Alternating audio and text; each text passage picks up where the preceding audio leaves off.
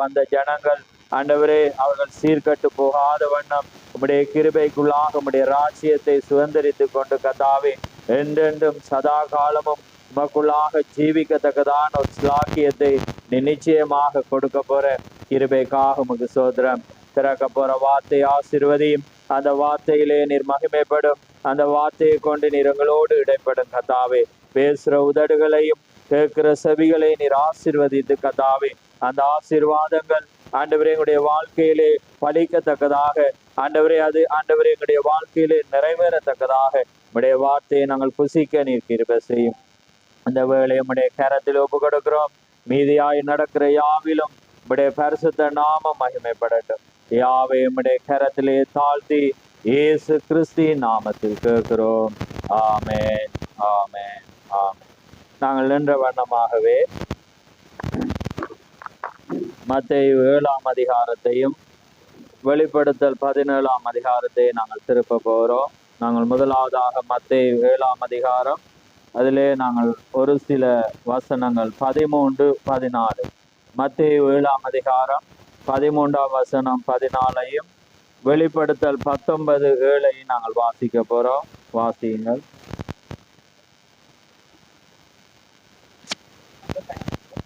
ஓ 13, 14.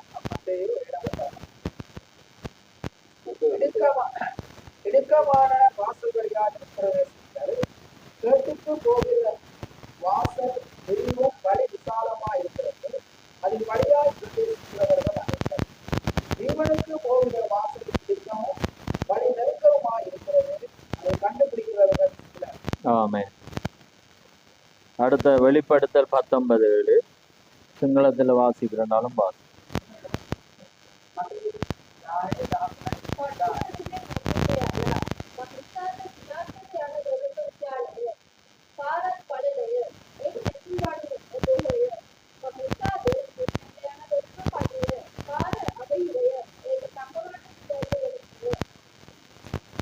அடுத்த வெளிப்படுத்தல் 19.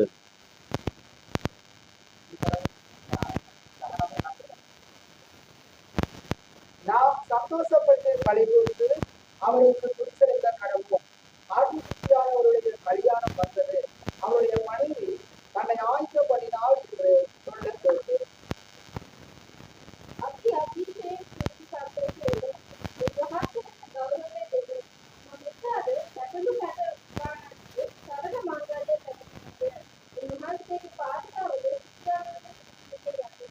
ஆமென், ஆமென். யாவரும் அமர்ந்திருங்கள்.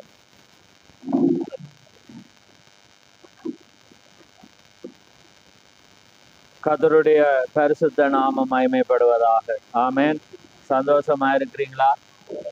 நேற்றைய நாள்ல தேவன் பேசினாரா? ஆமென். நேற்று வராதவங்களுக்கு வராததை காண்ட நேற்று வந்தவன். ஆமென். மற்ற நான் இன்னொரு காரியத்தை நான் கவனித்தேன், நீங்க லேட்டா வாரீங்க. ஏன்னா அதனால தேவனுக்கு எப்பயுமே நீங்க ஆயத்தமா வரணும். ஆமென். ஏன்னா அவர வார்த்தை என்ன சொல்லுதாண்டா, 2, 3 பேர் என் நாமத்தினாலே ஒன்று கூடும்போது நான் அங்கே இருக்கிறேன். அப்ப அவர் 2 பேர் நீங்க ஒன்று கூடக்குள்ளே அவர் அங்க வந்துருவீர். அப்ப அதனால அவர் வந்த பிறகு நீங்க வர முடியாது. ஏன்னா அவர் ராஜாவா இருக்கு. ஆமென். நீங்க எவ்வளவு ஒரு பயபக்தியா வாரீங்களோ அவ்வளவு உங்களை ஆசீர்வதிப்பேர், அவ்வளவாக தேவன் உங்களோடு இடைப்படுவேன். ஆமென். ஏனென்றால் நாங்கள் ஒரு ராஜாவுடைய சமூகத்திலே நாங்கள் வந்திருக்கிறோம். ஆமென். நாங்கள் ஒரு சாதாரண மனிதன் அல்ல, வானத்தையும் பூமியை படைத்த சர்வ வல்லமுள்ள தேவனை நாங்கள் ஆராதிக்க வந்திருக்கிறோம். ஆமென். அவர் பயபக்தி அவர் விரும்புகிற தேவன். ஆமென். அவர் ஒழுக்கத்தை அவர் விரும்புகிற தேவனாயிருக்கிறபடினால் நீங்க அந்த ஒழுங்குல வரும்போதுதான் அவர் உங்களை ஆசீர்வதிக்கிற தேவன். ஆமென். நீங்க ஜீவனோடு இருக்கிறீங்கன்னா அது அவருடைய கிருபையாயிருக்கிறது. உங்களுக்கு வியாதி அவர் நீங்க கூப்பிடும் போது அவர் ஆசீர்வதிக்கிறார், குணப்படுத்துறார், அது தேவனுடைய கிருபையாயிருக்கிறது. அப்படியான ஒரு தெய்வத்தை நீங்க அசட்டை பண்ணக்கூடாது. ஆமென்.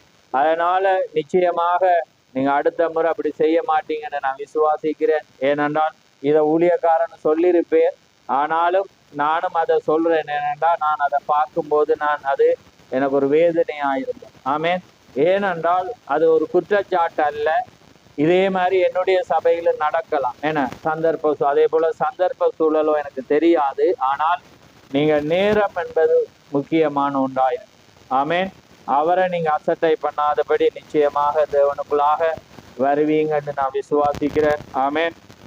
அதனால இந்த நாட்கள்ல நாங்க ஒரு மகத்தான காரியத்திலே நாங்கள் வந்திருக்கிறோம். தேவனுடைய கிருபையினால தேவன் எங்களை ரட்சித்து ஒரு மகத்தான ஒரு செய்தியை கொடுத்திருக்கிறார். ஆமேன். அதனால சந்தோஷப்படுகிறீங்களா? ஆமேன். ஏனென்றால் உலகத்துக்கு கொடுக்க முடியாத ஒரு வெளியேறப்பெற்ற மகத்தான செய்தியை தேவன் எங்களுக்கு தந்திருக்கிறார். தேவன் ஒரு தீர்க்கதரிசியை அனுப்பி இந்த நாள்ல தேவன் ரகசியங்களை இன்னைக்கு அநேகர் ஆராய்ச்சி பண்ணுகிறாங்க, தேடி கொண்டிருக்கிறாங்க. ஆனா நாங்க தேடாம தேவன் எங்களுக்கு ஒரு காரியத்தை தேவன் தேடி வந்து எங்களுக்கு அவன் தந்த தேவன். ஆமேன். அதனால இன்னைக்கு நாங்க வாசிச்சோம் பாருங்க, வாசல் வழியாய் அங்கே போகாம இந்த மைக்க நினைக்கிறேன் ஓ பண்ணுவோம். எனக்கு எந்த வாய்ஸ் கேட்குமென்னு நினைக்கிறேன். மழையோ வெயிடியோ அங்க ஓகே. அப்ப பாருங்க, ஆட்டுக்குட்டியானவரின் கல்யாணம் வந்தது, அவருடைய மனைவி தன்னை ஆயத்தம் பண்ணினாள். இங்க இருக்கோ ரைட். ஆட்டுக்குட்டியானவரின் கல்யாணம் வந்தது, அவருடைய மனைவி தன்னை ஆயத்தம் பண்ணினாள். அப்ப இன்றைக்கு நான் உங்களை ஆயத்தப்படுத்த இயலாது, சௌரன் ஊழியக்காரன் உங்களை ஆயத்தப்படுத்த, நீங்க அவருடைய மனைவியா இருந்தா நீங்க தான் ஆயத்தப்படுத்துவீங்க. ஆமேன். அதனால அந்த ஆயத்தப்படுத்தல் தீக சொல்றார், அந்த ஆயத்தப்படுத்தல் அவருடைய மனைவி மாத்திரம்தான் ஆயத்தப்பட முடியும். ஏனென்றால் அவர் மணவாளன், நாங்க அவருடைய மணவாட்டியா இருக்கிறோம். ஆமேன். நாங்க உங்களுக்கு வார்த்தையை மாத்திரம் சொல்லலாம், ஆயத்தப்படுத்துவது நீங்களா இருக்கிறீர்கள். உலகம் ஆயத்தப்படாது, எல்லாரும் ஆயத்தப்பட முடியாது. ஆனா அவருடைய மனைவி நீங்க அவருக்காக நியமிக்கப்பட்டிருந்தால் நிச்சயமாக உங்களை இந்த பூமியில நீங்க உங்களை ஆயத்தப்படுத்துவீங்க. ஆமேன். அதனால்தான் மத்தேயு 7 நாங்க வாசிக்கும் போது, கேட்டுக்கு போற வாசல் விரிவும் விசாலமாயிருக்கு, அதை கண்டுபிடிக்கிறவங்க அநேகர். ஆனா ஜீவனுக்கு போற வாசல் இடுக்கமும் நெருக்கமாயிருக்கிறது, அதை கண்டுபிடிக்கிறவங்க சிலராயிருக்கிறாங்க. ஆமேன். இந்த வழியானது தீகர் சொல்றா, இது பஞ்சு மெத்தை அல்ல. நீங்க நினைக்கிற மாதிரி கிறிஸ்தவ வாழ்க்கை ஒரு பஞ்சு மெத்தையில நடக்கிற காரியம் அல்ல. நீங்க ஒவ்வொரு நாளும் துன்பத்தை அனுபவிக்க வேண்டும், கரடான பாதையில நடக்க வேண்டும். ஏனென்றால் அது தேவனுடைய வார்த்தையில நடக்கும் போது உலகம் உங்களுக்கு எதிராக தான் இருக்கு. ஆமேன். ஆனால் நீங்க அந்த பாதையில நடந்தாதான் நீங்க ஜீவனை அடைய முடியும். ஆமேன். அதனால அங்கே பவுல் சொல்ற மாதிரி, போதும் என்கிற மனதனோட கூடிய தேவ பக்தியே மிகுந்த ஆதாயம். ஆமேன். நீங்க கர்த்தருக்குள்ளாக நீங்க ஒரு கூழோ கஞ்சியோ குடிச்சாலும் நீங்க அவரை உண்மையாக ஆராதிப்பீங்கன்ற தேவன் விளையேற பெற்ற ஒரு ஸ்லாக்கியத்தை தேவன் தருகிற தேவனாயிருக்கிறார். இந்த பாதை குறுகியனர், இது விசாலம் அல்ல. மற்ற ஜனத்தை போல நாங்கள் வாழ முடியாது. நாங்கள் தேவனுக்குள்ளாக எங்களை தாழ்த்தி தேவனுடைய வழி, ஏண்டா அதான் அவர் சொல்ற, நானே வழியும் சத்தியமும் ஜீவனுமாயிருக்கிறேன். ஆமேன். அவருடைய வசனம் கால்களுக்கு தீபமும் எங்களுடைய பாதைக்கு வெளிச்சமாயிருக்கு. அப்படி அவ்வார்த்தையில நீங்க நடக்கும் போதுதான் இந்த பூமியில தப்ப முடியும். அதனால்தான் ஒவ்வொரு பரிசுத்தவானும் அந்த நாள் தொடக்கம் அவன் வாழ்கிற வேளையில கர்த்தருக்குள்ளாக இடுக்கண் வந்தாலும் அவங்க தேவனுக்குள்ளாக காத்திருந்த வேளையில தேவன் ஆசீர்வதித்த தேவன். அதனால்தான் ஆபிரகாமை பார்க்கும் போது பாருங்க, அங்கே லோத்துக்கும் ஆபிரகாமுக்கும் என்ன ஏற்பட்டது? வாக்குவாதம். அப்ப தேவன் என்ன செய்யறா, அங்கே ஆபிரகாமுக்கு ஒரு வாக்கு தத்தம் சொன்னார், நீ கால் மிதிக்கும் தேசமெல்லாம் உன்னுடையது, உன் மூலம் பூமி ஆசீர்வதிக்கப்படும். அப்ப என்ன நடக்குதுண்டா, அங்க சர்ச்சை வருகிறது, வாக்குவாதம் வருகிறது. இவனுடைய மேய்ப்பருக்கும் அங்க மேய்ப்பருக்கும் வாக்குவாதம் வர்ற வேளையில அங்கே ஆபிரகாம் சொல்றான், நீ ஒரு பக்கம் போ, நான் ஒரு பக்கம் போறேன்னு. யார்கிட்ட முதல் சான்ஸை கொடுக்குறான்? லோத்துட்ட தான். அப்ப லோத்துட்ட அங்கே தருணத்தை கொடுக்கும் போது லோத் அங்கே பார்க்கிறான் என்னன்னா, அந்த சோதோம் எப்படி இருந்துச்சா, நீர் வளமும் செழிப்புள்ளதாம் இருந்துச்சு. அப்ப ஆபிரகாம் என்ன செய்யறான்? லோத்துட்ட தான் முதலாவது தருணத்தை கொடுப்பேன். எங்கிட்ட ஒரு தருணம் நல்லது கெட்டது இருக்கக்குள்ள நாம என்ன செய்வோம்? இன்னொருவனுக்கு விட்டு கொடுப்போமா? அட இவன் விட்டு அவன் அதை எடுத்துருவான்னு. ஆனா ஆபிரகாம் என்ன செஞ்சானண்டா, முதலாவது லோத்துட்ட கேட்டா, நீ எதை விரும்புறியோ, நீ வடக்கு போனா நான் கிழக்கு போறேன், நீ தெற்கு போனா நான் மேற்கு போறேன். அப்ப அவன் என்ன செய்யறான் பார்க்கிறான், சோதோம் வந்து நீர் வளமும் நல்ல ஒரு செழிப்பாகவும் இருக்கிற வேளையில் அவன் என்னத்தை தெரிவு செஞ்சான், அதை தெரிவு செஞ்சான். ஆனா ஆபிரகாம் எதை தெரிவு செஞ்சான், இவன் விட்ட கழிவை தான் தெரியும். ஆனா ஆபிரகாமுக்கு தெரியும் தேவன் என்ன வாக்குத்தத்தம் பண்ணா, உன் மூலம் பூமி ஆசீர்வதிக்கப்படும். ஆமேன். உன் மூலம் நீ எதை வைக்கிறியோ அது ஆசீர்வதிக்கப்படும். ஆமேன். நீ எதை செய்யறியோ அது ஆசீர்வதிக்கப்படும். அப்ப இன்னைக்கு கிறிஸ்தவர்களாகிய நாங்க எதை செய்யறோம், நாங்கள் சுயநலமாக அல்லது நாங்களாக தேடி ஒரு ஆசீர்வாதத்தை ஓடுறோமா, அல்லது தேவன் எனக்காக தேவன் என்னை ஆசீர்வதிப்பார், கொஞ்சத்துல உண்மையா இருந்தால் அநேகத்திலே நான் ஆசீர்வதிப்பேன். ஆனா இன்றைக்கு நாங்க என்ன செய்யறோம்டா, லோத்த போல நாங்க ஆசீர்வாதத்தை தேடுறோம். நாங்க என்ன செய்யறோம்டா, மற்றவன் எடுக்க முதல் நாங்க அதை எடுக்கணும்ன்றோம். ஆனா அது கிறிஸ்தவ வாழ்க்கை இல்லை. தேவனை விட்டு எந்த காரியம் உங்களை பிரிக்கிறதோ அதை விட்டு விலகுங்க. ஆமேன். ஏனென்றா தேவனுடைய நாளானது சமீபம், தேவனுடைய வருகை சமீபமாயிருக்கிறது. வேதம் சொல்கிறது, ஆட்டுக்குட்டியானவரின் கல்யாணம் வந்தது, அவருடைய மனைவி தன்னை ஆயத்தம் பண்ணினார். இப்ப வெளிப்படுத்தல் 10:6 பார்க்கிற வேளையில தேவன் சொன்ன அந்த தீர்க்கதரிசனமானது என்ன செய்யப்பட்டிருக்கிறது, நிறைவேறப்பட்டிருக்க. இனி காலம் செல்லாது. 7ஆம் தூதன் சத்தமிடுகிற நாட்களிலே தேவ ரகசியம் நிறைவேறும். நிறைவேற்றா இல்லையா? தேவன் வார்த்தை தீர்க்கதரிசியை தேவன் அனுப்பி அந்த சத்தமானது நிறைவேறின வேளையிலே, வார்த்தை நிறைவேறின வேளையிலே என்ன நடந்தது, இனி காலம் செல்ல முடியாது. இனி நீங்க ஆயத்தம் பண்ணுகிறதான் அங்கே விடப்பட்ட ஒன்றாயிருக்கிறது. ஆமேன். தீர்க்கதரிசனமானது நிறைவேறினது. அதனாலதான் வேதம் என்ன சொல்லுது, மத்தேயு 24 வசந்த காலம் இஸ்ரவேலானது, அதாவது அத்திமரமானது பூ பூத்து காய்ப்பு ஆய்த்து அது ஒரு தேசமா இருக்கிற வேளையில வசந்த காலம் சமீபமாயிடுச்சு. தேவன் வாசல் அருகே வந்து விட்டார். ஆமே. அப்ப பாருங்க, இஸ்ரவேல் ஒரு தேசமாகி அவங்க பூ பூத்து அவங்களுக்கு ஒரு கொடி வந்து அவங்க ஒரு தேசமாய் மாறினோன்னு தேவன் ஏற்கனவே நடக்க முன்பே பாருங்க எவ்வளவு அதிசயம். ஏன்னா அவர் எப்ப கிறிஸ்துக்கு பின் 33 அவர் பேசுற, ஏன்னா இஸ்ரவேல் தேசமானது இப்போ உருவாக்கப்பட்டது 1948, ஏறக்குறைய 2000 ஆண்டுகளுக்கு முன்பாக. ஏன்னா ஏறக்குறைய அதாவது 1950 வருஷத்துக்கு முன்பாக உரைக்கப்பட்ட தீர்க்கதரிசனம் நிறைவேறத அவர் என்ன சொல்ற, அது நிறைவேற வேளையில நான் எங்க வந்துட்டேன்னா வாசல்ல வந்துட்டேன். அப்ப வாசல்ல வந்துட்டேன், இனி திறந்து வர்ற மட்டும்தான். அப்ப பாருங்க, அதே வண்ணமாக அவங்க ஒரு தேசமா ஆகிற வேளையில இங்க என்ன நடக்கிறது, வெளிப்படுத்தல் 10:6 நிறைவேறு. பாருங்க, அவங்க தேசமாறாங்க, தேவன் என்ன செய்யறார், பூமிக்கு வாரு. அதான் நீங்க நீங்க இந்த இடத்துல வச்சிருக்கிறீங்க தெரியும், மேகஸ்தம்ப படத்தை பார்த்திருப்பீங்கன்னு. ஒரு மேகம் வந்து 1963 பிப்ரவரி 28 வானில தோண்டினர்.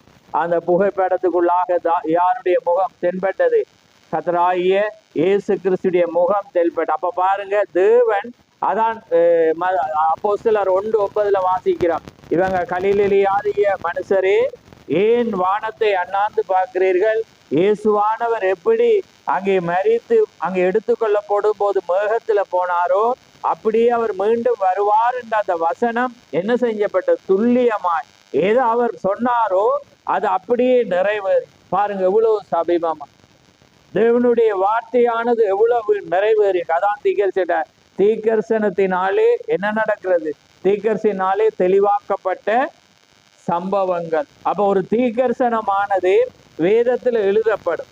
அது எழுதப்படுறது நிறைவேற வேளையில ஜனங்களுக்கு என்ன ஏற்படும், ஒரு ஆச்சரியம் ஏற்படுமா இல்லையா?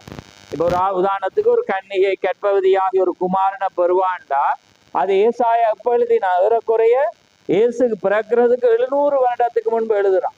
அப்ப அதெல்லாம் வாசிப்பக்குள்ள எப்படா கன்னிகை கற்பவதி ஆவா, இது எப்படி எனக்குள்ள ஒரு ஆள் ஒரு விளக்கம் சொல்லும், ஒரு ஆள் இப்படி சொல்லும் அப்படி. ஆனா நிறைவேற வேளையில என்னத்தை கொண்டு வரும், ஆச்சரியத்தை கொண்டு வருமா இல்லையா?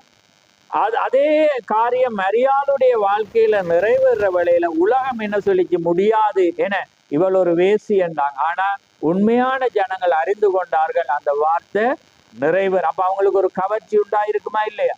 அதே மாதிரிதான் எருசலேம் தேவாலயத்துல சகரியாவில் எழுதப்படுகிறது, என்ன தேவன் ஓசன்னா ஓசன்னா உன்னதத்திலிருந்து வருகிறவருக்கு என மகிமை உண்டாவதாக, உன் ராஜா கழுதையின் மேலும் கழுதை குட்டியின் மேலும் உன்னுடைய தேவாலயத்துக்கு வருவார் என்று சகரியா எழுதினானா இல்லை? அந்த எழுதப்பட்ட வார்த்தையானது அங்கே எருசலேம் தேவாலயத்துல ஒரு நாள் என்ன செய்யறது, இயேசு கிறிஸ்து அங்கே நடந்து வர்ற வேளையில ஜனங்கள் என்ன செஞ்சாங்க, வஸ்திரங்களை விரிச்சு ஓலைகளை போட்டு அவருக்கு என்ன செய்தாங்க, ஓசன்னா ஓசன்னா உன்னதமான தேவனுக்கு மகிமை உண்டாவதாக என்ற வேளையில என்ன நடந்துச்சு, அது எழுதப்பட்ட வார்த்தை அங்க நிறைவேற வேளையில ஜனங்களுக்கு என்ன உண்டாச்சு, கவர்ச்சி. ஆனா ஒரு சிறு கூட்டம் என்ன செஞ்சிச்சுன்னா தூர இருந்துப்பா, என்னடா இது இவங்க ஒரு ஒன்றுமே இல்லாத தச்சனுடைய காப்பெண்டருடைய மகன், அங்கே மற்ற மரியாள் ஒரு விபச்சாரி என்று அழைக்கப்பட்டா, இவருக்கு போய் அந்த தேவனுக்கு பாட்டு படிக்கிறத இவங்க பாடுறாங்க, ஓமா இல்லையான்னு சொல்ல.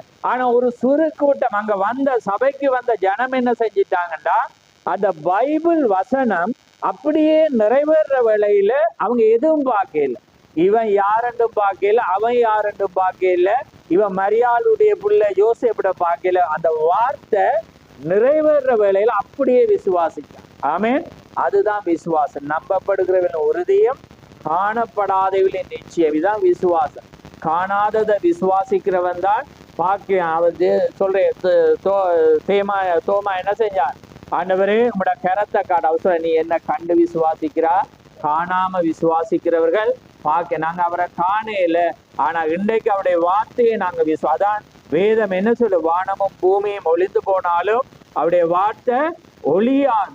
ஆமீன். அந்த வார்த்தை பாருங்க, அன்றைக்கு வாழ்ந்த அந்த இஸ்ரவேல் ஜனங்களுக்கு அந்த வார்த்தை அப்படியே நிறைவேற வேளையில அவங்க பார்த்தாங்க, இவன் யார் இவன் அப்படி என்று பார்த்தாங்க. இல்லை, அந்த அவர் கழுதையின் மேல ஏறி வருவார் என்று சொல்லப்பட்டது வண்ணமாக அவர் ஒரு கழுதையின் மேல் ஏறி வர்ற வேளையில அவங்க எதையும் பார்க்க, அந்த வார்த்தை நிறைவேறின வேளையில உடனே விரிச்சிட்டாங்க. அவர் கடவுள் என்பதை அவங்க அறிஞ்சாங்க. ஆமேன்.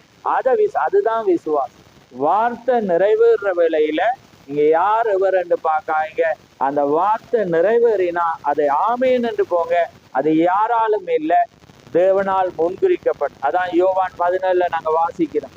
சீசர்களை பார்த்து அவர் சொல்றேன், ஆதி முதலாய் நீங்கள் என்னோடு கூட இருந்தபடினால எனக்கு சாட்சியலாய் இருப்பீர்கள். அவங்க எப்ப பிறந்தது 2000 இயேசு கிறிஸ்து வர்ற நேரத்துக்கு முன்பு பிறந்தான். ஆனா அவர் என்ன சொன்னார், ஆதி முதலாய் என்னோடு கூட இருந்தபடினால எனக்கு சாட்சி. ஏன்னா ஆதியில தேவன் மனிதன் எப்படி படைச்சு, ஆதியாம 1ஆம் அதிகாரத்துல பாத்தீங்கன்னா தேவன் மனுஷனை சிருஷ்டித்தார் என்று, அப்படிதானே. 2ஆம் அதிகாரத்துல வரக்குள்ள என்ன நடக்குதுண்டா, பூமியை பயன்படுத்த மனுஷன் இல்ல, அப்படி இருக்கா இல்லையா? வாசிக்க போறீங்களா? வாசிங்க ஆதியாமத்துக்கு திருத்து. ஏன்னா அந்த டாபிக்கை பார்த்துட்டு நாங்க போவோம். நீங்க ஆமேன்னு சொன்னா வாசிக்க மாட்டேன், ஏன்னா அப்ப உங்களுக்கு தெரியுமெண்டா இருந்தேன், இல்லாட்டி நான் அதுல சொல்லிதான் போவேன். ஆமே. அதுக்காக நீங்க தெரியாது அந்த தெரியாம நினைச்சிருவேன்னு பிறகு சும்மா சொல்லிடுறாங்க. ஏன்னா நீங்க அறியணும். ஆமே. அப்பதான் அது வெளிப்பாட்டை கொண்டு வரும். ஆமே. இப்ப பாருங்க 27 வாசிங்க. இல்ல 26 இருந்து வாசிங்க. 1ஆம் அதிகாரம் 26 இருந்து வாசிங்க.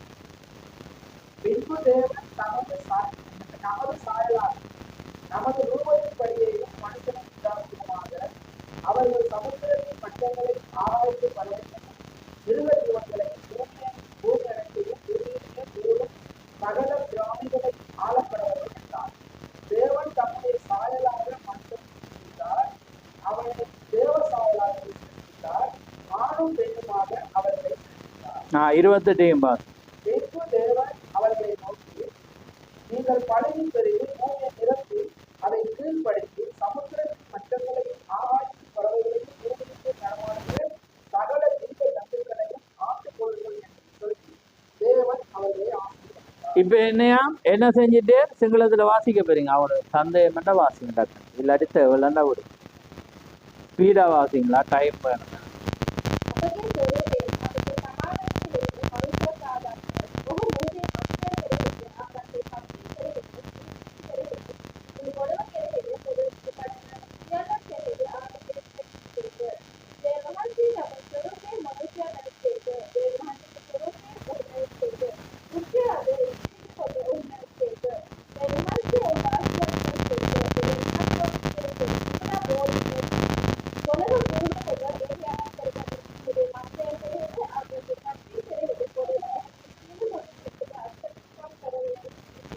ஆமென். இப்ப பாருங்க, இப்ப 2:5 வாசி. 2ஆம் அதிகாரம் 5ஆம் வசனம். நிலத்தினுடைய சகலவித செடிகளும் பூமிக்கு இன்னும் உண்டாகவில்லை. நிலத்தினுடைய சகலவித பூண்டுகளும் இன்னும் முளைக்கவில்லை. ஏனெனில் தேவனாகிய கர்த்தர் இன்னும் மழை செய்ய பண்ணவில்லை. நிலத்தை பண்படுத்த மனுஷன் இருந்ததில்லை. இப்ப பார்க்கக்குள்ள தேவன் என்ன புலவுற மாதிரி, இப்ப என்னையாம் இல்ல, என்ன இல்லையா, இப்ப பூமியை பண்படுத்த மனுஷன் இல்ல. அப்ப இப்ப விளங்கிட்டான் உங்களுக்கு. அங்க சொல்றேன் படைச்சு ஆசீர்வதிச்சு நீங்க போய் பழுகி பெருகி எல்லாம் சொல்லிட்டு, இங்க 2ஆம் அதிகாரத்துல வரக்குள்ள என்ன இல்ல, மனுஷன் இல்லையா. அப்ப தேவனுக்கு பைத்தியம் மாதிரி தோணும். ஆனா அவர் பைத்தியம் அல்ல. வேதத்தை நாங்க தவறா புரியுற என்ன நடக்கிறேன்னா, தேவன் ஆதியில மனுஷனை படைக்கும் போது எப்படி தமது சாயலும் தமது ரூபத்தின்படி, அப்ப தேவன் ஆவியா இருக்கிறார், அவரை தொழுது கொள்ளுகிறவர்கள் ஆவியோடும். அப்ப ஆதியில தேவன் எப்படி இருந்தார், சரீரம் இருந்துச்சா இல்ல, ஆவியாதான் இருந்து. அதனாலதான் ஒவ்வொரு சரீரத்துக்குள்ள வந்து ஆபிரகாமை சந்திக்கக்குள்ள எப்படி வந்து ஒரு வயதான தோற்றமுடையவராக வந்து, மோசையை சந்திக்கிற வேளையில அக்கினி ஸ்தம்பத்துல வந்து, காற்றுல வந்து. ஏன்னா ஆவியான மனிதனுக்கு ஒரு ரூபம் இல்லை.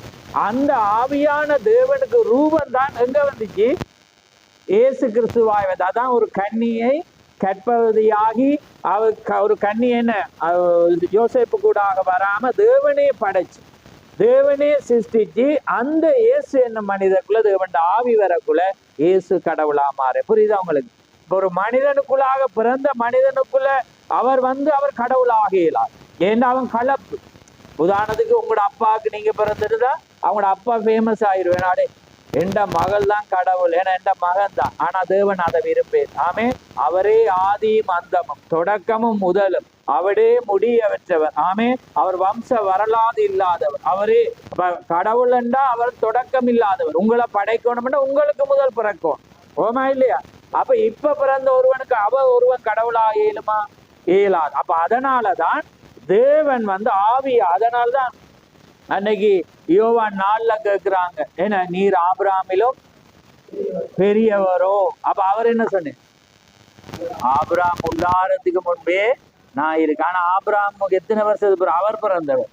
ஆனா அவர் என்ன சொன்னேன், ஆபிரகாம் உண்டாரத்துக்கு முன்பே நான் இருக்கிறேன். புரியுதா உங்களுக்கு? அப்ப அதனாலதான் ஆரம்பத்துல தேவன் தமது சாயலும் தமது ரூபத்தின்படி படைக்கக்குள்ள தேவன் ஆவியா இருந்தவர்.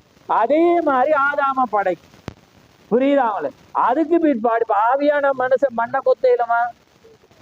கொத்தையில. ஏன்னா மரத்தை தண்ணி ஊத்தையிலுமா? இல்ல. அப்ப அதுதான் என்ன முளைக்கையில அங்க பண்படுத்த, பூமியை பண்படுத்த மனுஷன். அப்பதான் தேவன் என்ன செய்யற, மண்ணினால ஆதாம உண்டாக்கி இந்த ஆவியான மனிதனை அவனுக்குள்ள வைக்கக்குள்ள ஆதாம் ஜீவாத்துமா ஆனான். இப்ப புரியுதா அவங்களுக்கு? அப்ப அதேதான் காரியம். அப்ப அதே போலதான் தேவன்.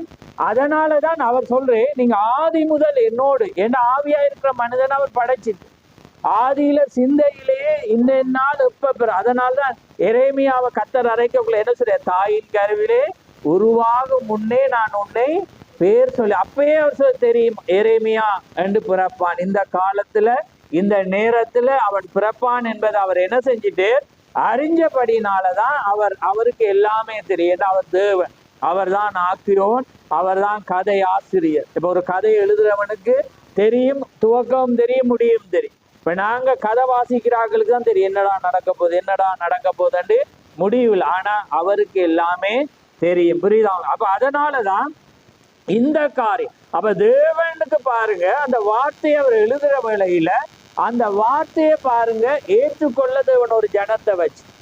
ஆனா மற்றவங்க என்ன சொல்றாங்க, இவர் யாருன்னு பார்த்தாங்க. ஆனா ஒரு ஜனம் என்ன செய்தண்டா, உங்களை போல என்ன போல ஏழ்மையான அந்த ஜனங்கள் அங்க வந்திருக்கிற வேளையில ஒருவர் கழுதையின் மேல வரக்குள்ள உடனே எதையும் பார்க்காம தங்களோட வஸ்திரத்தை கலட்டி ஓலைகளை என்ன செய்தாங்க, குருத்தோலைகளை கொண்டு போட்டு உன்னதமானுடைய குமாரனுக்கு ஓசன்னா ஓசன்னா, அங்கே பரத்திலிருந்து வருகிறவருக்கு மகிமை உண்டாவதாக பாடிட்டாங்க. பாத்தீங்களா? இதுதான் தேவன். அங்க அதுதான் காரியம். அப்ப பாருங்க, இது எல்லாருக்கும் போகா. ஏண்டா ஜீவனுக்கு போற வாசல் இடுக்கமும் நெருக்கமும். இதை உங்களோட அறிவை கொண்டு நீங்க விசுவாசிக்கலாம், உங்களோட பலத்தை கொண்டு, உங்களோட பரம்பரையை கொண்டு நீங்க கிறிஸ்தவர்கள் என்று நினைத்தது. உங்களுக்கு விசுவாசம் இருந்து தேவனுடைய வார்த்தையை நீங்க விசுவாசிச்சு அதை நீங்க படிச்சா மாத்திரம்தான் நீங்க என்ன செய்யலாம், கை கொள்ளலாம். ஆமென். அதனாலதான் வேதம் சொல்கிறது, கேட்டுக்கு போற வாசல் ஆனா ஜீவனுக்கு போற வாசல் இடுக்கமும் நெருக்கம். அப்ப அதை நீங்க கண்டுபிடிக்கணும்டா அவருடைய வார்த்தையில தான் நீங்க கண்டுபிடிக்கணும். ஆமென். அந்த வார்த்தை நிறைவேற பாருங்க, தேவன் ஒரு தீர்க்கதரிசியை அனுப்பும் போது அவர் வார்த்தையில தான் எழுதி வச்சு, அந்த வார்த்தை நிறைவேற வேளையில அந்த ஜனம் கண்டுபிடிச்சான். ஏசாயா 40 சொல்லப்பட்டது என்ன, பள்ளங்கள் எல்லாம் நிரப்பப்படும், கோணலானது எல்லாம் சீராக்கப்படும் என்றக்குள்ள யோவான் வந்தான். ஏன்னா யோவான் வர்ற வேளையில் அவன் யோவான் என்று எழுதிச்சு இல்ல, அவன் எப்படி இருந்து எலியாவின் ஆவியை உடையவன். அப்ப பாருங்க, அப்ப யோவான் என்ற பேர் தான் அவனுக்கு. ஆனா தேவன் என்ன சொன்னார், எலியாவியுடைய ஆவியுடைய மனிதன் வருவான். அப்ப சீசர்களுக்கு கேள்வி வந்துட்டு, ஆண்டவரே நீ வர முன்பு எலியா சீர்படுத்துறது என்ன மெய்தான், அவன் வரணும். அப்ப நீர் வந்துட்டு அப்ப எலியா அங்கன்னு கேட்கிறான். எப்ப கேட்கிறாங்க, மத்தேயு 14. ஏன்னா மத்தேயு 14 யோவான் என்ன யாக்கோபு, பேதுரு யாக்கோபு யோவானை அழைச்சு கொண்டு அவர் எங்க போறே, மறுரூப மலையில். மறுரூப மலையில போனோன்னு அங்க என்ன நடக்குது, இயேசு இருந்தவர் மேல பாக்குறாங்க 3 பேர். யாரு, மோசே, எலியா, இயேசு. உடனே அந்த சீசர்கள் சொல்றாங்க, ஆண்டவரே 3 கூடாரம் நாங்க போடுவோம். அப்ப உடனே என்ன நடக்குது, மறைஞ்சி போய் ஒருவர் மாத்திரம் தென்படுறார். அப்பக்குள்ள அந்த சத்தம் என்ன சொல்லுது, இவருக்கு மாத்திரம் செவி கொடுங்க. அப்ப உடனே இவங்களுக்கு கண்டோனதான் இவங்களுக்கு தெரிஞ்சிட்டு இவர் தான் தேவனா இருக்கணும். அப்பதான் அவர் சொல்ல, இதை யாருக்குமே சொல்லக்கூடாது. பாருங்க, ஏனண்டா இதை நீங்க சொல்லக்கூடாது, இது ரகசியம். அப்பதான் அவங்க கேட்கிறாங்க, எலியா. அவர் சொல்ற, எலியா வந்தாயிச்சு, அவன் சீர்படுத்தும் எல்லாமே இந்த நீங்கள் ஏற்றுக்கொள்ள மனதாயிருந்தால் இந்த யோவானே எலியா ஆண்டவர் சொல். அப்ப பாருங்க, அதே போலதான் இன்னைக்கு மல்கியா 4 அவர் என்ன சொல்றா, பிதாக்களுடைய இருதயத்தை பிள்ளைகளுக்கும் பிள்ளைகளுடைய இருதயத்தை பிதாக்களுக்கும் திருப்ப நான் எலியாவை அனுப்புவேன். ஆமென். அப்ப எலியாண்ட பேர்ல அவன் வரமாட்டான், ஆனா ஒரு மனிதனா இருப்பான். ஆனா அந்த மனிதன் எலியா என்னத்தை செய்தானோ அந்த வேலையை அப்படியே அவன் செய்வான். ஆமென். அந்த எலியாவுடைய தன்மை நிறைவேற வேளையில தான் நாங்க இன்னைக்கு இந்த தீர்க்கதரிசியை விசுவாசிக்கும். ஆமென். அவர் புதிதான ஒன்றை கொண்டு வரையில. வேதத்தில பவுல் என்னத்தை போதிச்சான், பேதுரு என்னத்தை போதிச்சான், எல்லாமே அவர் அங்கே கொண்டு வந்தார். அதாலதான் இன்னைக்கு சொன்னாங்க, இன்னைக்கு ஞானஸ்தானம் நீங்க பிதாக்குமார், நாங்க இயேசு. யார் உங்களுக்கு கொண்டு வந்தா நாங்க உடனே என்ன சொல்லுவாங்க, அறியாதாக்கள், தீர்க்கதரிசி வந்ததால. ஆனா தீர்க்கதரிசி வந்ததாலே தெரியும், வேதத்துல யாரது அவர் எடுத்து காட்டுரு, பவுல்றதையும் பேதுரையும். ஆமென். அப்ப பேதுரு அப்போஸ்தலர் 2:38 என்ன பிரண்ணாமத்தை எழுதினாரா, இல்ல, அதை யார் எழுதி வச்சது, பேதுரு. என்ன பவுல் என்ன செய்யறான், அப்போஸ்தலர் 19ஆம் அதிகாரத்துல கொடுக்கறத என்ன நாங்க இல்லாததை விசுவாசிக்கிறோம் வேதத்துல. ஆமென். அப்ப பாருங்க, அதனால நீங்க தவறா அவரை காட்டாது, இங்க வேதத்துல இருக்கிறத அவர் காட்ட அப்படி தீர்க்கதரிசி என்று சொல்றதாலதான் இன்னைக்கு நிறைய பேர் கடினப்பட்டு என்ன செய்யறாங்க, தேவன் அனுப்பின மனிதனை புறக்கணிக்கத்தக்கதாக அது அவர் கொண்டு வந்த உபதேசம். ஆனா அவர் கொண்ட வேதம் இருந்தது உங்களோட கண்களுக்கு மறைக்கப்பட்டது. ஆமென். அது ஒரு தீர்க்கதரிசி வந்திர வேளையில தான் அது என்ன செய்யப்படும், தெளிவாக்கப்படும். அதனாலதான் நாங்க உண்மையாக அதை அதை உண்மையாக நாங்க அறிந்தபடினாலதான் நாங்க ஸ்தாபனத்துக்கு போனா எங்களுக்கு ஏழாமை இருக்கு. ஏனென்றா அது தவறென்று தெரிஞ்ச பிறகு நாங்க எப்படி அதை விசுவாசிக்க முடியும். ஆமென். ஏனென்றா அது அந்த நாங்க பார்த்தனா அது தவறான முறை, களவான வந்த வழி. ஏன்னா முதலாவது நீதிமானாக்குதல் ஞானஸ்தானத்துக்கு அடையாளம், பரிசுத்தமாக்குதல். அது என்னத்துக்கு அடையாளம், தேவன் ரத்தம் சிந்தி உங்களை பரிசுத்தாவின் அபிஷேகம் தேவன் உங்களுக்கு தந்த ஆவி. அதனாலதான் நாங்க பார்த்தனாங்க, அவங்க என்ன செய்யறான், அவன் ஆராதிக்கிற வேளையில் அவன் சொல்றான், நீங்க கொஞ்ச தூரம் போய் ஆராதிச்சுட்டு வாங்க. அப்ப என்ன, ஒரு நாள் தூரம் போய் ஆராதிக்கலாம், 3 நாள். அது எதுக்கு அடையாளம் என்றா, நீதிமானாக்குதல், பரிசுத்தமாக்குதல், பரிசுத்தாவின் அபிஷேகம். நீங்க நீதிமானாக்கப்பட்டிருக்கலாம், பரிசுத்தமாக்கப்பட்டிருக்கிறோம். ஆனா பரிசுத்தாவின் அபிஷேகம் இல்லாட்டி நீங்க இழக்கப்படுவீங்க. ஆமென். அதனாலதான் பாருங்க, யூதாஸ் வந்து நீதிமானாக்குதல்ல வந்தான், பரிசுத்தமாக்குதல்ல வந்தான். ஆனா பரிசுத்தாவின் அபிஷேகத்தை அவன் என்ன செய்யல, பெறையில. புரியுதா உங்களுக்கு? அப்ப பாருங்க, அதனாலதான் அவனுக்கு பிசாசு கீழ்ப்படிஞ்சிச்சு. ஏன்னா அவன் பிரசங்கியா இருந்து பிரசங்கிச்சான். ஆனா பரிசுத்தாவியை பெறாதபடினால் அவன் யாரா மாறினான், பிசாசா மாறினான். அதனாலதான் ஜனங்களே, நீங்க ஸ்தாபனங்கள் செய்யற, மற்ற கிறிஸ்தவங்க செய்யற அற்புத அடையாளங்கள், அந்நிய பாசைகள், அவங்க அன்பு செலுத்துற பற்றி இழந்து போவாதீங்க. இந்த காரியத்துல ஞானஸ்தானம் பெறாதவனும் அவன் பரிசுத்தாவியை பெறையலாம். வேதம் அப்படித்தானே சொல்லுது. ஏன்னா வேதம் சொல்லுது, நீங்க மனம் திரும்பி பாவ மன்னிப்பு கண்டு கர்த்தராகிய இயேசு கிறிஸ்து நாமத்தினாலே ஞானஸ்தானம் பெற்றுக்கொள்ளுங்கள், அப்பொழுதுதான் யார் வருமா, பரிசுத்த ஆவியின் அபிஷேகம். புரியுதா உங்களுக்கு? அப்ப அந்த குரூப் தான் இப்ப நீங்க வாசிச்சதுல முன்னுக்கு என்ன பகுதி 7ஆம் அதிகாரத்துல வருது, என் நாமத்தினால பிசாசுகளை துரத்தினோம், அந்நிய பாஷை பேசினோம், ஏன்னா நாங்க ரட்சிப்பு பிரசங்கியா இருந்தோம், ஒரு காலம் உங்களை நான் அறியல். ஏன்னா அது என்ன அர்த்தம்டா, தேவன் அவங்கள சிந்தையில எழுது. புரியுதா உங்களுக்கு? தேவன் அவருடைய திட்டத்துல அந்த பேரை கொண்டு வராதபடினால அவங்க கலப்புல வந்தாங்க. இப்ப பாத்தீங்களா, தேவன் என்ன செய்யற, அதனதன் ஜாதி அதனதன் இனத்தை பிறப்பிக்க கடவுள். கலப்பு வந்து பாத்தீங்கன்னா இப்ப எப்படி வந்துட்டு ஹைபிரிட், அதாவது ஒரு 2 விதையை இணைச்சு ஒன்று புதுசாக செய்யறாங்க. ஆனா தேவன் ஒரிஜினலை மட்டும்தான் தேவன் வச்சிருந்து. இன்னைக்கு கலப்பு வர வர வர என்ன செஞ்சுட்டு மனிதனுக்கு வியாதி வருது. ஏன்னா அந்த கலப்புல ஜீவன் இல்லை. புரியுதா உங்களுக்கு? அப்ப ஆனா உண்மையானதுலதான் ஜீவன் இருக்கு.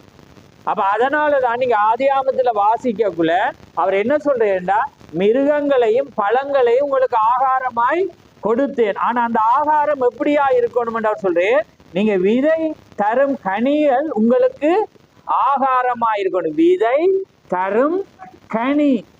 இப்ப இன்னைக்கு பப்பாசியை வெட்டினா என்ன விதை இருக்கா? விதை தரும் கனிதான் உங்களுக்கு ஆகாரமா.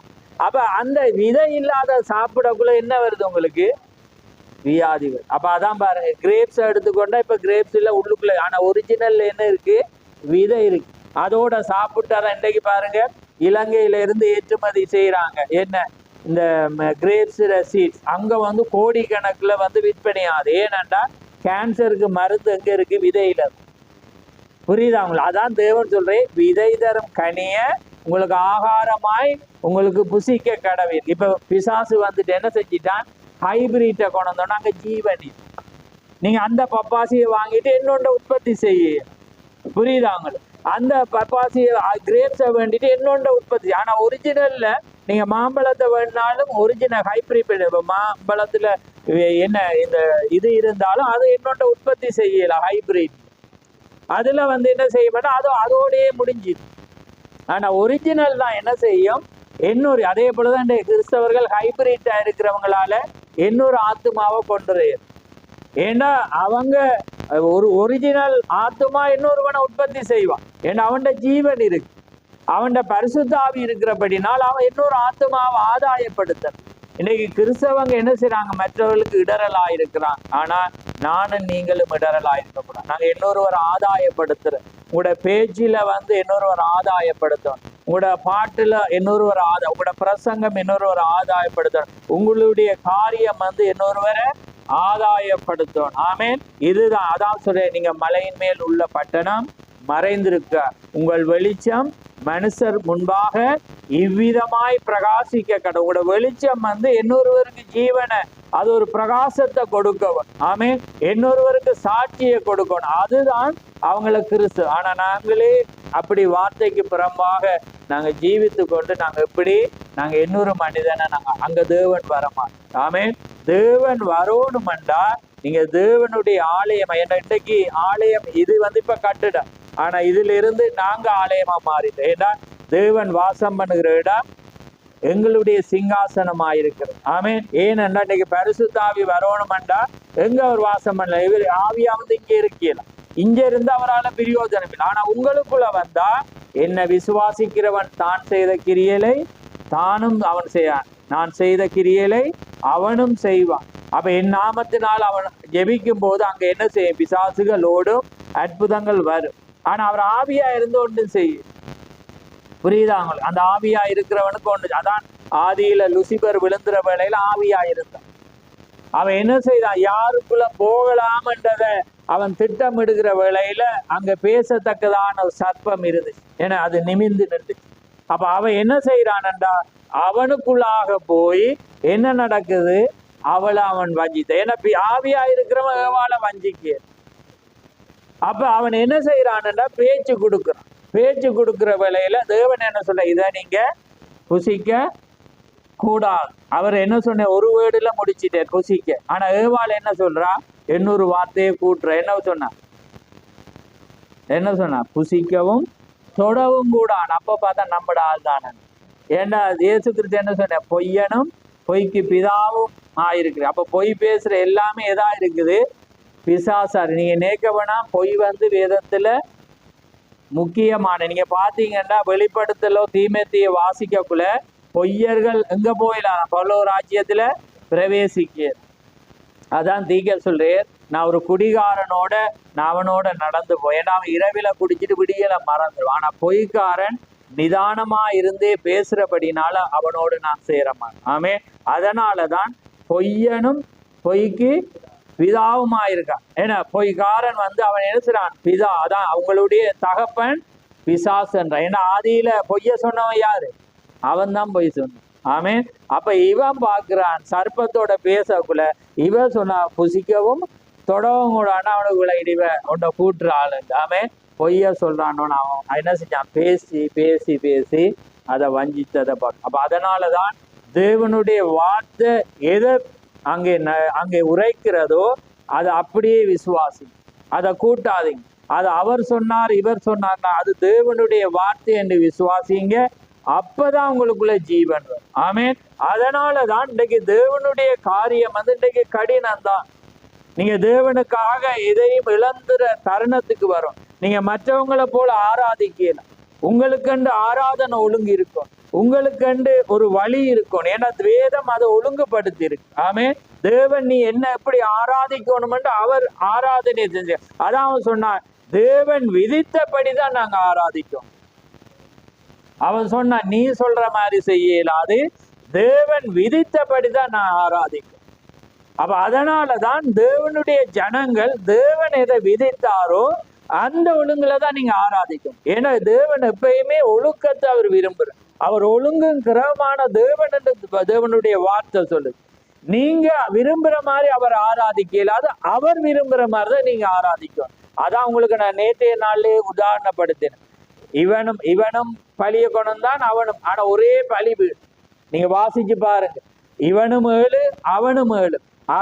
அவன் பலியிட்டதும் அதே யெகோவா தேவனுக்கு இவன். ஆனா அந்த பலியில வித்தியாசம், அந்த பலியில வித்தியாசம், அந்த ஆராதனையில வித்தியாசம். அதனாலதான் அன்றைக்கு அது பலிபீடம், பலிபீடத்துல தான் கொண்டு ஆட்டை பலியிடுவாங்க. இன்றைக்கு இதை எப்படி அழைப்பீங்க, பலிபீடம்னு தான் அழைக்கிறீங்க. பலிபீடம் இன்றைக்கு இதுதான் பலிபீடம். அதனாலதான் நாங்க எப்பயுமே வந்து இதுல பிரசங்கிக்கிறவங்க கவனமா, நீங்க யாரையும் தேவனுடைய வார்த்தையை விசுவாசிக்காம புது உபதேசத்தை கொண்டு கடைசி வரையும் விடாது. புரியுதா? அதுதான் கள்ள உபதேசத்தை கொண்டு இன்னைக்கு நீங்க இல்லாட்டி ஒரு அழகான கூட்டமா நிறைய பேர் இருந்திருப்பீங்க. இன்னைக்கு 3-4 கள்ள நரிகள் வந்துதான் இன்னைக்கு பல சபைகளுக்கு உருவாகவும் இன்னைக்கு பிரிவினை வர்றதுக்கு காரணம் பாத்தீங்கன்னா எது, இங்க வந்த உபதேசம். தவறானவங்களை பலிபீடம் ஏத்துவங்களை அது என்னத்தை கொண்டு வரும், ஒரு பிரிவினைகளை கொண்டு. ஆமே. அப்ப அதனால ஆங்கிலத்தில் இதை சொல்லுவோம், அப்படி புல்பிட் என்றுவோம். என்ன தமிழ்ல நீங்க பலிபீடம், ஆங்கிலத்துல புல்பிட் என்ற என்ன அர்த்தம், புல்லண்டா இழுக்கிறது, பிட்டண்டா எதை சொல்லுவீங்க, ஏன்னா அதாவது வந்து உங்களோட மனசுல கூட பிட்டண்டுவீங்க. அதாவது படுகுழியில இருக்கிற பாதாளத்தில் இருக்கிறவனை இழுக்கிற இடம் தான் இந்த இடம். ஆமே. அதனால இங்க இருந்து பாவிய வந்து என்ன திறத்துற இடமா இருக்கக்கூடாது. அவனை இயேசுடைய அன்பை போதிச்சு இழுக்கிற இடம் தான் பலிபீடம். அதனாலதான் அன்றைக்கு பலிபீடத்துல வந்து பாவத்தை மன்னிக்க ஒரு பரிகாரத்தை தேவன் வச்சார். ஆமே.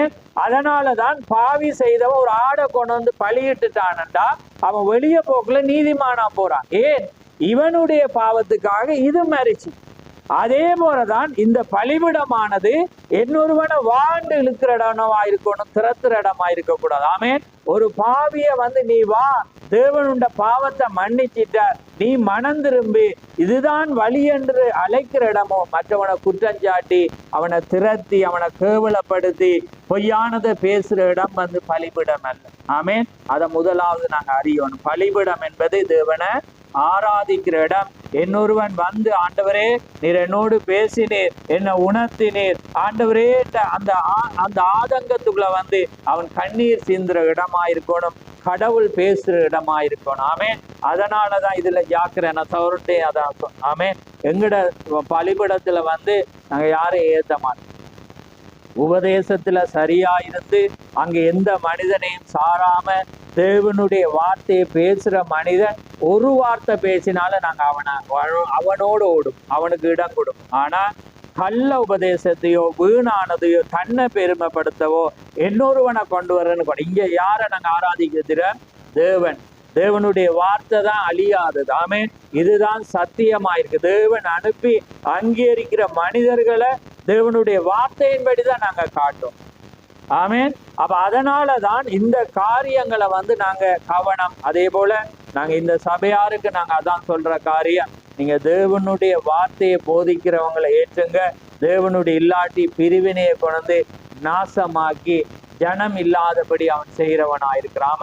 ஆமேன். அதான் ஆதி ஆமத்திலிருந்து அதை தான் செய்தான், அவன் முடிவிலும் அதான் செய்வான். இப்ப இன்னைக்கு வாசிச்சதிலும் கீழே பாத்தீங்கன்னா கள்ள போதர்கள் கள்ள தீக்கத்தில் அவன் ஏற்படுத்தி ஜனங்களை பலவீனமானவங்களை அவன் என்ன செய்வான், பிரிக்கிறவனாயிருக்கும். ஆமேன். அதனால நாங்க எப்பயுமே தேவனுடைய வார்த்தையின் பக்கம் நில்லுங்க. அந்த வார்த்தை தான் உங்களை ஜீவனுக்கு வழி நடக்கும். ஆமேன். அதனால நீங்க எதையும் பார்க்காது, நீங்க வார்த்தையை விசுவாசிக்கன்னா அது உங்களை ராஜ்யத்துக்கும். அதனால அவர் சொன்னேன், என் மாமிசத்தை புசித்து இதை பானம் பண்ணுகிறவன் மரித்தாலும் பிழைப்பு, அவனுக்கு ஜீவன் உண்டு. ஆமேன். அவர் சொல்ற நானே வானத்தில் இருந்து வந்த ஜீவ அப்பம். அதான் இந்த வார்த்தை தான் ஜீவ அப்பம் ஆயிருக்கு. ஆமே. இந்த வார்த்தையை அதனால்தான் வெளிப்படுத்த சொல்ற, இதை வாசிக்கிறவனும் இதை சிந்திக்கிறவனும் இதை கை கொள்ளுகிறவனும் பாக்கியவான். இதை வாசிக்கிறவனும் இதை என கேட்கிறவனும் இதை கை கொள்ளுகிறவனும் பாக்கியம். பாருங்க, அவனுக்கு தான் தேவன் அந்த பாக்கியத்தை தேவன் அதை கொடுத்த தேவனா இருக்கு. அப்ப பாருங்க, இன்னைக்கு நீங்க கடினம் என்று பார்க்காது, தேவனுடைய வார்த்தை எதை சொல்லு, தேவன் எதை சொல்ற, எந்த அலங்கரிப்பு அவர் விரும்புற, நீங்க எப்படி ஆலயத்துக்கு போகும், தேவனுக்கு எது அருவரும், தேவனுக்கு எந்த உடுப்பு அவர் விரும்புறார். ஏன்னா இப்ப நீங்க வெளிப்ப தீக்கர்சி என்ன சொல்றேன், அங்கே உபாகமத்துல சொல்லப்பட்டதை தேவன் காண்பிக்கும். ஆண்களுடைய உடை பெண்களுக்கு அருவருப்பு. அப்ப ஆண்கள உடுப்பு ஜீன்ஸ், என்ன பெண்கள் அப்படி என்ற அந்த உடுப்பை போடையிலுமா தேவனுடைய பார்வையில என்னதான் இருக்கா, அருவருப்பண்டா நாம் அதை தொடவே கூடாது. அது பழைய ஏற்பாடு சொன்னது, அது இல்லை. வேதம் சொல்லுது அவர் நேற்றும் என்றும் மாறாது. அவருடைய வார்த்தை சத்தியமா இருக்கிறது. தேவனுக்கு தீர்க்கதரிசி அனுப்பி அதை அவர் என்ன செய்து அதை சொன்னது. அப்ப அதுதான் புரியுதா உங்களுக்கு? நாங்க புதிதானது ஒன்று கொண்டு வரையில, தீர்க்கதரிசி புதிதானது ஒன்று கொண்டு, வேதம் என்ன சொல்லுகிறதோ அதை தான் கட்டளையா கொண்டு வர. ஆமேன். நீங்க எப்படி ஆராதிக்கும், நீங்க எப்படி வரணும் என்பதை தேவன் அங்க ஒழுங்குபடுத்திருக்கிறேன். அவர் என்ன செய்யற, தீர்க்கதரிசி ஒழுங்குபடுத்த சபை ஒழுங்குன்ற என்ன செய்யற செய்தி அவர் கொண்டு. நீங்க யாருடைய எதையும் கேள்வி, வேதம் என்ன சொல்லுதோ நீங்க வேதத்துக்கு நீங்கள் கீழ்ப்படிந்தால் நிச்சயமாக தேவன் என்ன செய்வார், உங்களை ஆசீர்வதிப்பார். ஏன்னா தேவன் நியாயம் தீர்க்கிறது எந்த செய்தியை கொண்டோ இவரதோ அவர் வார்த்தையை கொண்டுதான் நியாயம் தீர்ப்பார். அப்படித்தானே வேதம் சொல்லுது, நான் வார்த்தையை கொண்டுதான் நான் நியாயம் தீர்ப்பேன், இந்த வசனத்தின்படிதான் நான் உங்களை நியாயம் தீர்ப்பேன். ஆமேன். அதனாலதான் ஒரு வேதம் என்ன சொல்றது, பவுல் சொல்றான், ஒருவன் போதித்தால் தேவனுடைய வார்த்தையை கொண்டே போதிக்க கடவன். ஆமேன். எங்களுடைய சுய எண்ணம் சுய கருத்து அல்ல, தேவனுடைய வார்த்தையை கொண்டுதான் ஒருவன் போதித்தால் தேவனுடைய வார்த்தையை கொண்டே அவன் போதிக்க கடவன். அப்ப அது தேவனுடைய வார்த்தை உங்களுக்குள்ள அதனால தான் நீங்க இதை இரவும் பகலும் தியானிக்கிற மனுஷன் பாக்கியவான். அவன் நீர்கால்களின் ஓரமாய் நடப்பட்டு கண்காலத்தில் கண்கனியை தந்து இலகுகிறாதிருக்கிற மரத்தை போல் இருப்பான். அவன் செய்வதெல்லாம் வாய்க்கும். யாரு? தேவன வேதத்தை வாசிக்கிற மனுஷன் எதை செய்தாலும் பாய் அவன் இலை வந்து கொட்டார். அப்ப அந்த நீர்கால, அதாவது தண்ணிக்கு பக்கத்தில் இருக்க மரத்தை பாரு, அது எப்பயுமே செழிப்பாய். அதே போலதான் வேதத்தை வாசிச்சு தேவனோடு இணைஞ்சிருக்கிற மனுஷன் புஷ்டியா தான் இருக்கும். ஆமே. நீங்க ஆலயத்துல வந்தாலும் சந்தோஷமா இருப்பீங்க, தேவனோட வார்த்தை ஆர்வமா இருப்பீங்க. ஏன்னா நீங்க வார்த்தை உங்களுக்குள்ள இருக்கு. அப்ப வர வர உங்களுக்கு என்ன வரும்? மகிழ்ச்சி உண்டாகும். ஆமேன். உங்களுக்கு ஆச்சரியம் உண்டாகும். ஏன்னா தேவனுடைய வார்த்தை நிறைவேற காலத்துல நாங்க இருக்கிறோம். ஆமேன். எல்லாமே நிறைவேறி இன்னைக்கு நாங்க ஒரு எடுத்துக்கொள்ளப்படுதலுக்காக இருக்கிற வேளையில, காலமானது ஓடி போறது, வேகமா போற வேளையில நாங்க இன்னைக்கு குந்தி குந்தி இரண்டு நினைவா இருக்கு. நாங்க முழு இருதயத்தோடு நாங்க விசுவாசித்து உலகத்திலிருந்து வேறு பிரித்து நாங்க என்ன செய்யணும்? வர வேண்டும். ஆமேன். நீங்க உழைக்க வேண்டும், சரி, ஏன்னா நீங்க வேலைக்கு போகணும். ஆனா தேவனுடைய காரியத்துக்கு, தேவ சமூகத்துக்கு தடை இல்லாம காப்பா என்ன செய்யுங்க? பாதுகாத்துக்கொள். அதான் பவுல் சொல்றான், சபை கூடி வருதலை என்னை விட்டு விடாதபடி நாளானது சமீபமாயிருக்கிறபடினால் ஒருவருக்கொருவர் புத்தி சொல்லுங்க. ஆமேன். தேவனுடைய காரியத்துல இன்னைக்கு அதுதான். இன்னைக்கு பிசாசு பாருங்க, கணவன தொழில், மனைவி மட்டும் வருவா, பிள்ளைகளுக்கு கிளாஸ். ஆனா அது உங்களுக்கு ஜீவனை கொண்டு வரா. ஆமேன். அது உங்களுக்கு நித்தியத்தை கொண்டு வர. ஆனா நீங்க தேவனுக்கு நடந்தா இந்த அழியாத, நீங்க அழிந்து போற பூமியில இருந்து அழியாத நித்தியத்தை அவர் வாக்கு பண்ணி அவர் இருக்கிறார். ஆமேன். அதனாலதான் நீங்க உலகமாய் நீங்க யோசிக்க, அவங்க போறாங்க, அவங்க யாரையும் பார்க்காங்க. நீங்க முதலாவது நீங்க ஒரு மனிதன், வேதம் சொல்லுது, நீ விசுவாசி உன் வீட்டால் ரட்சிக்கப்படுவான். ஆமேன். ஆனா அவங்களுக்கு நீ போன்ற ஒருத்தன் செய்யா, நீங்க சொல்லி கொடுங்க. ஏன்னா இப்ப பழமொழியை அடிக்க அம்மையும் நகரும் மாதிரி தேவனுடைய வார்த்தையை நீங்க சொல்ல சொல்ல ஒரு நாள் அது என்ன செய்யப்படும்? அது அவங்கள மாத்து. நீங்க தேவனுக்காக உண்மையா வர்ற வேளையில தேவன் என்ன செய்வார்? அதை மாற்றுகிற தேவனாயிருக்கிறார். அப்ப அதனாலதான் பாருங்க, ஆபிரகாம் ஒரு இடுக்கமானது, ஆனா லோத்து வந்து இலகுவானது செய்தார். அதனாலதான் தேவன் என்ன செய்தால், லோத்துடைய நாட்களை நினைப்பூட்டினார். சோதோமுடைய அப்படிதானே அவர் சொல்ல, நோவாவின் நாட்களில் நடந்தது போல மனுஷகுமாரனுடைய நாட்கள், சோதோமினுடைய நாட்களில் நடந்தது போல மனுஷகுமார். அப்ப பாருங்க, தேவன் இன்றைக்கு மனுஷகுமாரனாக வெளிப்பட்ட காலத்துல யாரை நினைக்க சொல்றேன்? லோத்தின் மனைவி. ஆமேன். அப்ப தேவன் மனுஷகுமாரன் வந்த நேரத்துல லோத்தின் மனைவி என்ன செய்து கொண்டதா? உலகத்தை பார்த்து தூதர்கள் வந்து அவங்க என்ன செய்யறாங்க? வெளியே அழைச்சாங்க, வெளியே வான். ஆனா இன்னைக்கு வந்து அதே தூதனை தேவன் அனுப்பி, இன்னைக்கு தேவன் என்ன செய்யறாரு? வெளியே அழைக்கிற வேளையில இன்னைக்கு ஜனங்கள் என்ன செய்யறாங்க? உலகத்தை பார்க்கிறான். மற்றவங்களை போல வாழணும், மற்றவங்களை போல வீடு கட்டணும், மற்றவங்களை போல நாங்க சம்பாதிக்கணும், அது அப்படியாக நினைக்கிறேன். ஆனா வேதம் சொல்லுது, முதலாவது தேவனுடைய ராஜ்யத்தையும் நீதியும் தேடுங்க, அவர் உங்களுக்கு தருவேன். அதுக்காக கட்ட வேணாம்னு தேவன் சொல்லல, வேலைக்கு போகணாம்னு சொல்லல, படிக்க வேணாம்னு சொல்லல. ஆனா முதலாவது அவரை தேடிட்டு நீங்க மெட்ட எல்லாமே செய்யுங்க, அவரே தருவேன். இப்ப ஆபிரகாமை நாங்க பார்க்கக்குள்ள பாருங்க, அவன் ஒரு வனாந்திரத்தை தெரிவு செய்து, ஏன்னா இவன் நல்லதை தெரிஞ்சுட்டான். ஆனா அந்த பூமியில நீங்க வாசிச்சு பாருங்க, அவன் பெரிய பிரபுவும் ஆசி உள்ளவனுமா மாறும். பாருங்க, அந்த ஏனென்றா தேவனோட வாக்குத்தத்தம் என்ன சொல்லிட்டு, உன் மூலம் பூமி ஆசீர்வதிக்கும், அது வனாந்திரமாய் இருந்தாலும் செழிப்பாய் மாறும். ஆமென். அது தேவனுடைய வாக்குத்தத்தம். அப்ப அதே போல தேவன் என்ன செய்து அதை அப்படியே மாற்றின. ஏனென்றால் ஆபிரகாம் தேவனுடைய வார்த்தையை விசுவாசி. அதே போல நீங்களும் நானும் அதை வாசிக்கும் போது தேவன் அதை மாற்றுகிறது. அதனால அவர் சொல்லி, நீ முதலாவது அதை ஏன்னா கண்ணியை நாங்க பார்த்தோம். மத்தேயு 25 அவங்க என்ன செய்யறாங்க? 2 பேரும் கண்ணி. ஏன்னா 10 கண்ணிகளை குறிச்சு உவமை பார்க்கிறேன். நான் இதை சொல்லி நான் முடிக்கிறேன். உங்களோட நேரம் எவ்வளோன்னு தெரிய நான் இதோட முடிக்கிறேன். ஏன்னா நான் அதிகமா போனாலும் உங்களுக்கு நிறைய லோட் ஆமாமே. அவ வேதம் என்ன சொல்லுதுண்டா, 10 கண்ணியலைன்னு. 10 கண்ணியலண்டா என்ன? கரைபடாதவன். கண்ணியண்டா மீனிங் அதானே, கரைபடான். பாருங்க, 5 பேர்ட்டு எண்ணெய் இருக்கிறது, 5 பேர்ட்டு எண்ணெய் இல்லை, எண்ணெய் இல்லை. அப்ப 2 பேர்ட்டையும் பாருங்க, எண்ணெய் இல்லைன்ற மீனிங் என்னண்டா, விளக்குல எரிகிற தீவட்டியில இருக்கு, ஆனா எக்ஸ்ட்ராவா இல்லை, அது மனையக்குள்ள ஊத்த இல்லை. அப்ப என்ன அர்த்தம்டா, அவங்க 2 பேரும் இருந்த எண்ணெய் ஊத்திட்டாங்க, இவங்கட விளக்கும் பெரியது இருக்குது. ஆனா ஒரு சாரார் 5 சாரார்ட்ட என்ன இருக்கிறது? எண்ணெய் எண்ணத்துல இருக்காம், பாத்திரத்துக்காக கோப்பையில நினைக்காங்க. வேதம் எப்பயுமே ஆவிக்குரிய வெளிப்பாடு. தாவி சொல்ற இந்த பாத்திரம் நிரம்பி வழிகிறதுன்ற கூட கோப்பையில இருக்கிற பாத்திரத்துல இருக்கிற தண்ணி நிரம்பி வழிகிறது அவன் சொல்றான். இந்த பாத்திரம் அவன் அப்ப வேதாந்தத்துல அடமொழியில நீங்க என்ன செய்யணும் புரியும். அப்ப அவங்க அந்த பாத்திரத்துல எண்ணெய் வச்சிருக்கிறாங்கடா, அந்த தீவெட்டியில என்ன அர்த்தம்? ஆவிக்குரிய வெளிப்பாடு. மாமிசத்துல எண்ணெய் கப்புலையோ போத்தல்லையோ வச்சிருப்போம், அது காரியம் இல்லை. ஆனா வேதம் சொல்ற ஆழமான வெளிப்பாடு. இப்ப பாருங்க, வெளிப்படுத்தல் 14 திரளான தண்ணீர்கள் மேல் ஒரு ஸ்திரீ உட்கார்ந்திருக்க கண்டு. அப்ப அதுக்கு விட பின்னுக்கே இருக்கு. என்ன இருக்கு? அது என்ன சொல்ல? ஜனங்களும் பாசைக்காரன். ஆனா தேவன் 7 நட்சத்திரங்களை தமது கரங்களிலே ஏந்தி வச்சிருந்த யார்? அது அர்த்தம் தூதர்கள். ஏன்னா குத்து விளக்கின் மேல் ஏன்னா அந்த 7 நட்சத்திரம். அப்ப குத்து விளக்கு எதுக்கு அடையாளம்? சபைக்காரன்.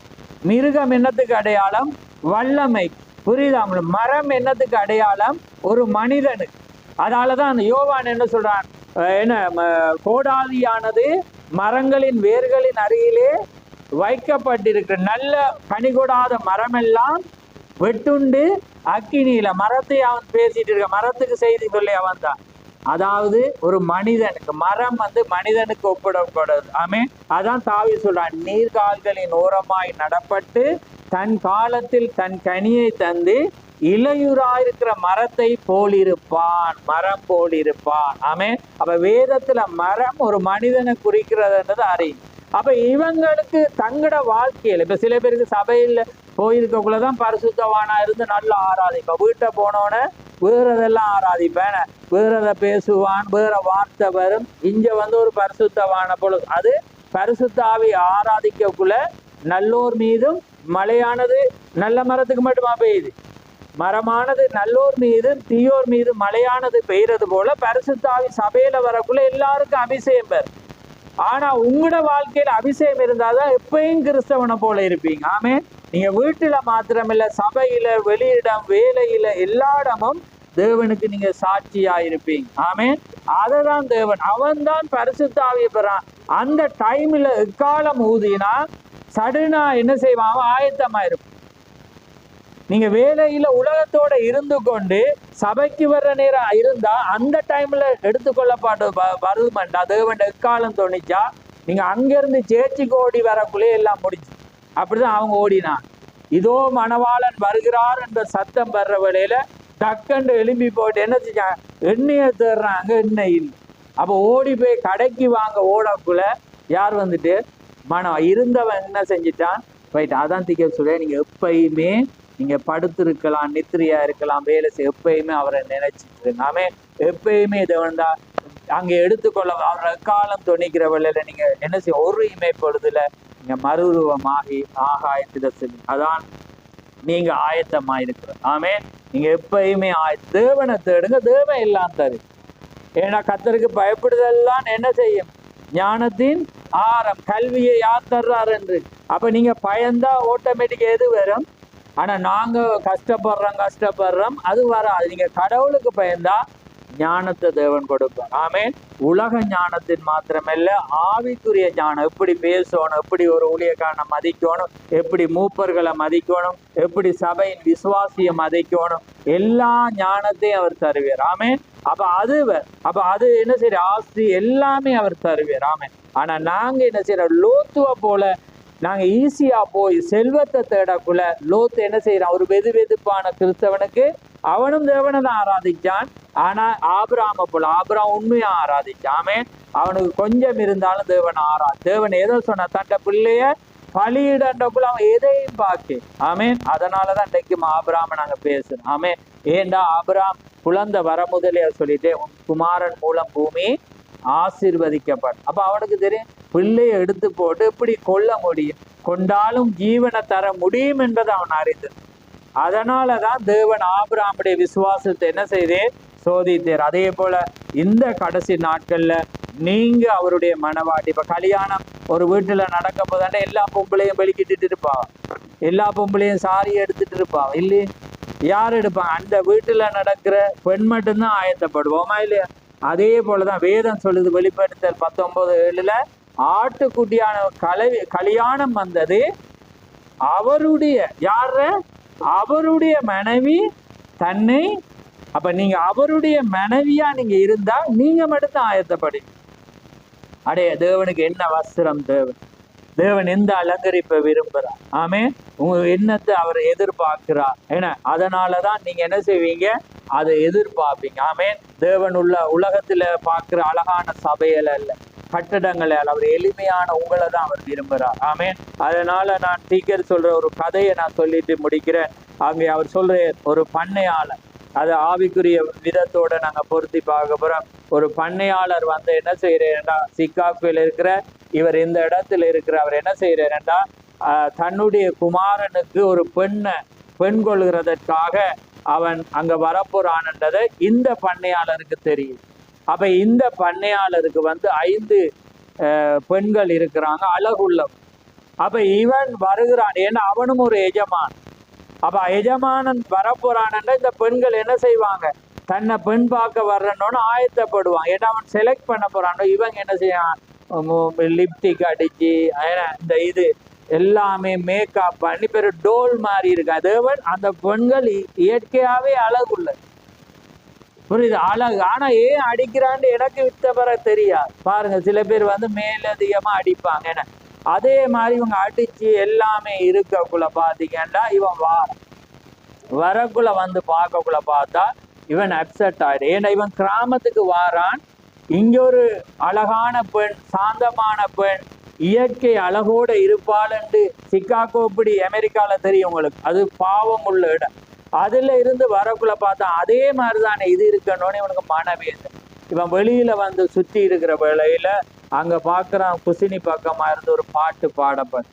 அப்ப பார்க்கக்குள்ள அந்த ஒரு சத்தம், ஒரு பெண்ணுடைய சத்தம் வருது. இவன் போய் பார்க்கக்குள்ள பாத்தீங்கன்னா அங்க ஒரு அழகான பெண், ஆனா உடுப்பெல்லாம் அசிங்கமாக, முகத்துல கரி பூச வண்ணமாக ஒரு எளிமையான ஒரு பெண் அங்க பாடிக்கொண்டு கடவுள்ற பாட்டை பாடக்குள்ள இவன் பார்த்தோன்னே இவனுக்கு அவங்களுக்கு ஒரு அட்ராக்ஷன், கவர்ச்சி அண்டு உண்டாகி அவன் என்ன செய்யறான், அவளோட பேசக்குள்ள பாத்தீங்கன்னா அந்த பெண் அந்த எஜமானுடைய சித்தப்பாவுடைய மகள்.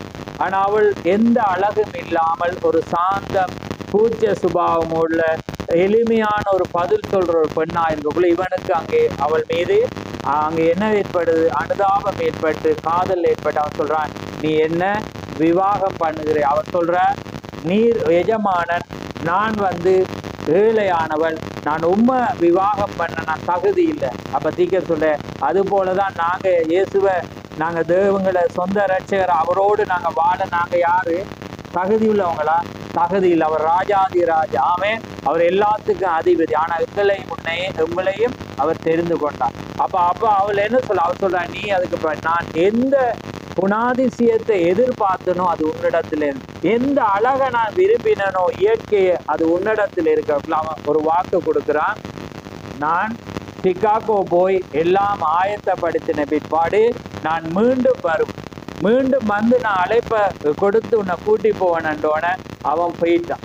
போன பிற்பாடு இவள் என்ன செய்கிறாள், ஒவ்வொரு சாயங்கால வேளை வர்ற வேளையிலும் இவள் ஓடி ஓடி அந்த குதிரை வண்டி வருதா என்று பார்ப்பான். அப்ப பார்த்துட்டு ஓடிட்டு இவள் போற நேரம் எல்லாம் இந்த 5 பெண்களும் பரியாசம் பண்ணுவான். இவங்களே அவன் ரிஜெக்ட் பண்ணிட்டு போகல, நாங்க இவ்வளவு அழகு, எப்படி ஐஸ்வர்யம் உள்ள உன்னையா பார்க்க, அவன் உன்னை ஏமாத்திட்டு போனான். ஆனால் அவன் வாக்கு அவள் நம்பி ஒவ்வொரு சாயங்காலத்திலும் அவள் நம்பி கொண்டிருக்கிறாள். ஒரு நாள் அவன் வர்ற வேளையில இவள் என்ன செய்யறாள், உழைச்ச பணத்துல ஒரு வஸ்திரத்தை ரெடி பண்ணி அவள் என்ன செய்யறாள், விசுவாசத்தை பாருங்க, அதான் விசுவாசம். இப்ப ஆபிரகாம் பாருங்க, தேவன் ஒரு குழந்தையை தருவார்ன்றோட தர மட்டும் அவன் உடுப்பு வாங்காம இருக்கல.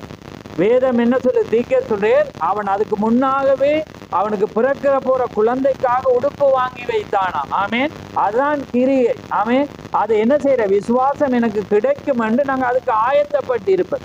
அதே போல் அவள் என்ன செய்யறாள் என்றால், ஒரு வஸ்திரத்தை வேண்டி, ஒரு கல்யாண வஸ்திரத்தை வாங்கி பணத்தை உழைச்சி வாங்கி ரெடி பண்றான். ஒரு நாள் அவன் வர்ற வேளையில அவள் சொல்றா, நீ எனக்கு உண்மையா இருந்தா எந்த ஆண்களோடும் பழகவில்லை, நீ இன்ன விதமாய் ஒவ்வொரு சாயங்காலத்துல நீ அவள் கேட்கிற எப்படி உமக்கு. அவள் சொல்ற, நான் ஒரு மனிதன் அங்க வச்சுட்டு போனேன், ஏன்னா இவ பெண் சரியா இருக்கிறா, ஆனா அவன் இல்லாத நாட்கள்ல வேறு யாரோடு தொடர்பு கொண்டு அல்லது வேறு விதமா அவள் வாழ்ந்து உலக காரியத்தை போல இருக்கிறாளான்னு பார்க்காம ஒரு கண்காணியை வச்சுட்டு ஓமே ஆமே.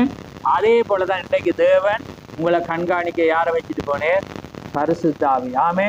அவர் மீண்டும் வரமாட்டு நீங்க எப்படி வாழ்கிறீங்க? தேவனுக்கு உண்மையா வாழ்றீங்களா? உலகத்தோடு வாழ்கிறீங்களா? நீங்க உலகத்தின் காரியத்துல சிக்கப்படுறீங்களா? எல்லாமே பார்க்க தேவன் பார்த்து கொண்டிருக்கிறாமே. அதனாலதான் பரிசுத்த ஆவியானவர் பாவத்தை குறித்தும் நீதியை குறித்தும் நியாய தீர்ப்பை குறித்தும் அவர் கண்டித்து உணர்த்துவார். அப்ப அவர் உங்களை பார்த்து கொண்டிருக்கிறார். அப்படியானவங்களுக்காக தான் அவர் வருகிறார். ஆமென். அதனாலதான் நீங்க பாருங்க, ரெபேக்கால அங்க தெரிவு செய்ய ஆபிரகாம் எலிசேர் அனுப்பக்குள்ள அவள் ஐஸ்வர்யவான ஆக அல்லது உறவு பார்க்க அவன் அனுப்பினான். அவனுடைய செக்அப் எப்படி இருந்துச்சு? அவன் பார்க்கிறான், என்ன நீ தாகத்துக்கு தாண்டு சொல்ற வேளையில எனக்கு மட்டும் இல்ல என்னுடைய ஒட்டகங்களுக்கும் யார் வார்த்து தீக்கிறாளோ அவள் தான். பாருங்க, அந்த அவளுடைய குணாதிசயம் சுயநலம் இருந்துச்சு அவளுக்கு. இப்ப நாங்கடா தண்ணி கேட்டோன்னா நம்ம கொடுத்துட்டு போயிடுவோம்.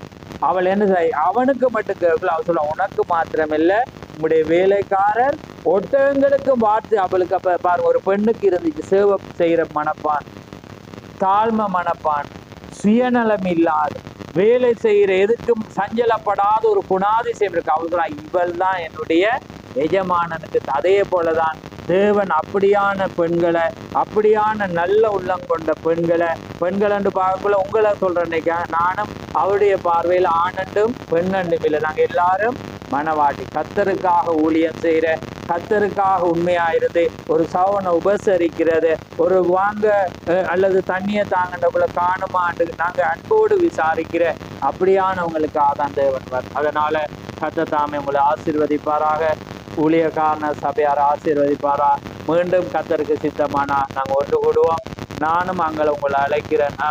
நாங்கள் ஒன்று கூடுவோம். ஏண்டா பரலோகத்திலே நாங்கள் ஒன்றாதான் இருக்கப்போறோம். நாங்கள் வேறு பிரிக்கப்பட்டதில்ல. நாங்கள் ஒன்று கூடுகிற வேளைதான் நான் உங்களை பார்ப்பேன், நீங்க எங்களை பார்ப்பீங்க. நீங்க எந்த ஜனத்தை பார்ப்பீங்க, அந்த ஜனம் உங்களை பார்க்க. அப்படியே அந்த சிஸ்டர்ட்ட நல்ல குழந்தை நீங்க அங்க பார்ப்பீங்க, அவங்க இப்படி உடுத்திருந்தாங்க இப்படி. அப்ப நாங்களும் மாறும். அப்ப அதுதான் மாற்றும். ஆமென். இதுதான் உங்களை என்ன செய்யும் மாற்று. அதனால நாங்க மறைஞ்சு இருக்கலாது. நாங்க ஒன்று நெய்கிற வேலையில தான் நாங்க எங்களை மாற்றிக்கொள்ளலாம். உங்களுக்காக ஒரு உறவு இருக்கிறது, அவங்களுக்காக நீங்க இருக்கிறீங்கன்றக்குள்ள எங்களுக்கு ஒரு பலம் உண்டா. ஆமென். அதுதான் ஒரு ஆசை. ஏண்டா நாங்க அங்க போய் நாங்க எப்படி இருக்கிறப்புறம் ஒன்றாதான் இருக்கோம். ஆமென்.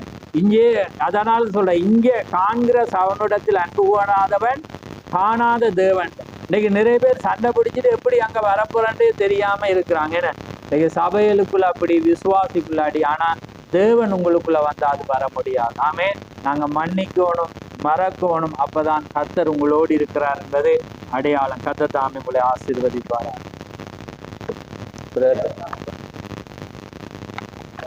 அனில்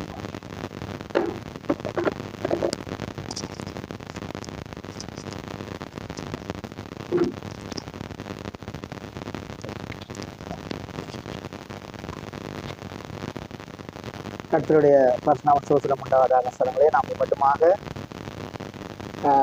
கர்த்தர் தாமே அவருடைய கிருபையின் நிமித்தம் இந்த வேளையிலே நாம் தேவனுடைய வார்த்தையை கேட்டோம்.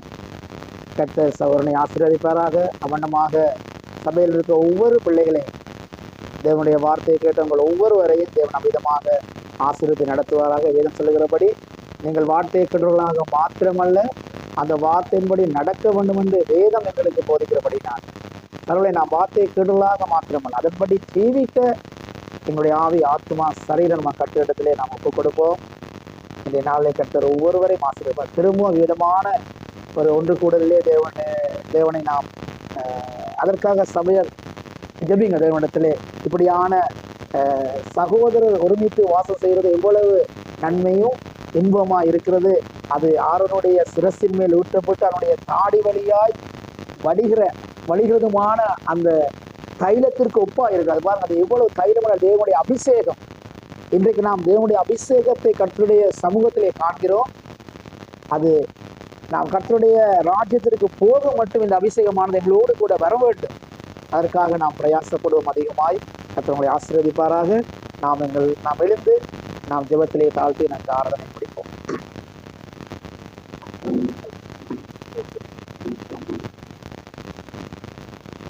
ஹalleluya. சோஸ்தரிக்கிறோம் ஆண்டவரே, துதிக்கிறோம் பச்சா.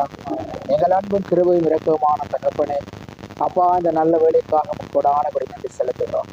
தேவரே, உமது பிள்ளைகளாகிய நாங்கள் இந்த ஓய்வு நாளிலே கர்த்தரை நாங்கள் ஆராதிக்க வந்திருந்தோம் ஆண்டவரே. உண்மை ஆவியோடு உண்மையோடும் ஆராதித்தோம் ஆண்டவரே.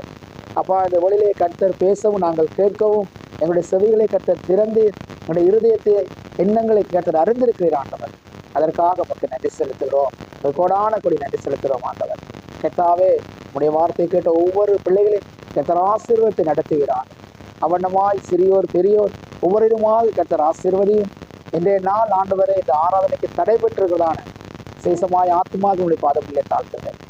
கர்த்தாவே, இந்த வார்த்தை மீண்டும் ஒரு முறை எங்களுக்கு கிடைக்காத ஆண்டவரே, நாங்கள் இழந்து விட்டோம் ஆண்டவர். ஆமாண்டவரே, அப்படி இனி ஒரு போதும் அந்த பிள்ளைகள் அப்படி தவறா விடாதபடிக்கு ஆண்டவரே, அவருடைய ஆவி ஆத்மா சரீரம் அல்ல இருதயத்திலே தேவரையும் பேசும்படியாக செய்கின்றன ஆண்டவர். அப்பா, நமக்கு நன்றி செலுத்துகிறோம். இந்த வழியில் நம்முடைய வார்த்தையை கொடுத்த தாசனை கர்த்தர் ஆசீர்வதிப்பீராக. மேலும் மேலும் ஆண்டவரே, அவருடைய ஊழியர்களை கர்த்தாவுடைய மனைவி பிள்ளைகள் ஆண்டவரோட சபையர்கள் சபையார் ஒவ்வொருமாக அப்படி பாதப்படியிலே தாழ்த்துகிறேன் ஆண்டவர். அருமையான சொல்ல ஆண்டன் அவருடைய மனைவி பிள்ளைகள் அவர் செய்யும் ஊழியங்களையும் கூட கெட்டாவே அவருடைய பாதப்படியிலே தாழ்த்துகிறோம். இதோ அந்த குடும்பத்துக்கு எண்ணெயும் தண்ணியும் மாவும் குறையாதபடி ஆண்டவரை ஆண்டவரை நீர் ஆசீர்வதிக்க முடியாது. ஆண்டவரை ஆவிக்குரிய சகல ஆசீர்வாதத்தினால அப்பா நீர் சம்பூர்ணமாக அவர்களை ஆசீர்வதி நடத்தும்படியாக தெரிவிக்கிறேன். இது அவர்கள் போகும்போது கூட ஆண்டவரை அந்த வாகனத்தை தேவரின் தாமே முன்னிட்டு நடத்தும்படியாக அவங்களுடைய பாதப்படியை தாழ்த்துகிறோம் ஆண்டவர். ஆம் ராஜா, நமக்கு நன்றி செலுத்துகிறோம். இந்த இடத்திலே கூடி வந்து தேவைகள் விண்ணப்பங்கள் வேண்டுதல் உங்களுடைய சமூகத்தில் வைத்த ஒவ்வொன்றை கர்த்தர் தாமே நிறைவேற்றி கொடுத்த கிருபைக்காக நமக்கு நன்றி செலுத்துகிறோம். இதோ எங்களை பொறுப்பேற்றுக் கொள்ளும் ஐயா, வழியெடுக்கும் கர்த்தராகிய இயேசு கிறிஸ்துவின் நாமத்தினாலே உங்கள் யாவரையும் தாழ்த்து கேட்டு சொல்லியிருக்கிறேன். ஆமென். ஆமென். என் ஆத்துமாவே கர்த்தரை சோஸ்தரி, என் முழுமே அது பரிசுத்த நாமத்தை சோஸ்தரி. என் ஆத்துமாவே கர்த்தரை சோஸ்தரி, அவர் செய்த சகல உபகாரங்களை மறவாதே. ஆம். கர்த்தர்